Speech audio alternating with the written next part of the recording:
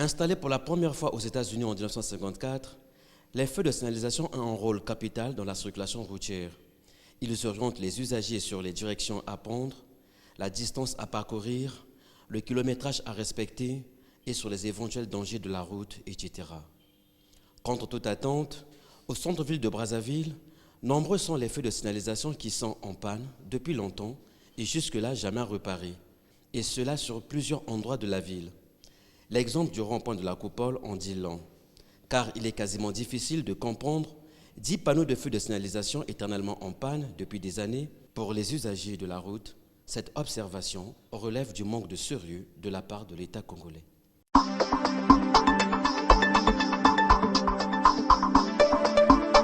Moi, je ne suis pas chauffeur, mais je crois qu'il y a beaucoup de conséquences quand même.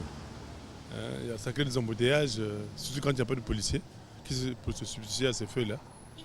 Donc je n'ai pas beaucoup à dire à propos. C'est déplorable parce que les feux nous rendent vraiment service pour nous les usagers. Quand il n'y a pas de feux, il y a beaucoup d'accidents. Donc ce serait une bonne chose si on prêtait attention à ça. C'est tout ce que je peux dire. Vraiment, ça nous paraît vraiment étrange et ça nous fait mal. Parce que pour les feux de signalisation, ça nous cause, premièrement, des accidents.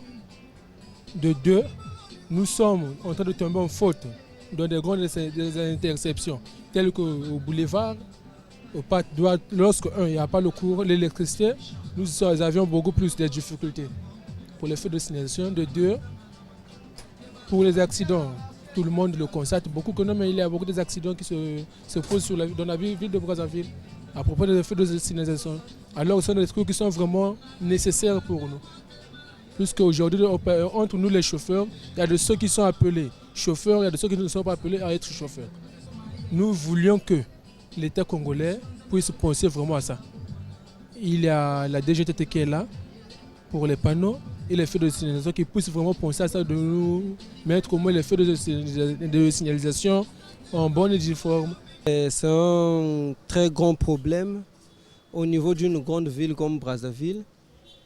Ça cause surtout aussi beaucoup de ces difficultés dans la circulation, puisque quand il n'y a pas les feux de signalisation, il y a beaucoup d'accidents pour les passagers et pour les chauffeurs aussi pour les véhicules. Donc ça nous met dans l'angoisse, puisqu'il y a parfois aussi les contre-échanges de mots au niveau de nous les chauffeurs. Surtout beaucoup d'accidents, ça cause beaucoup d'accidents. Donc le souhait serait qu'on le répare. Je ne sais pas si ça fonctionne à base de notre courant ou des groupes électrogènes. Donc il faut que ça soit réparé, puisque sans les feux de signalisation, la circulation n'est pas vraiment correcte. Sans ces feux-là, vraiment rien ne va marcher dans cette ville-là.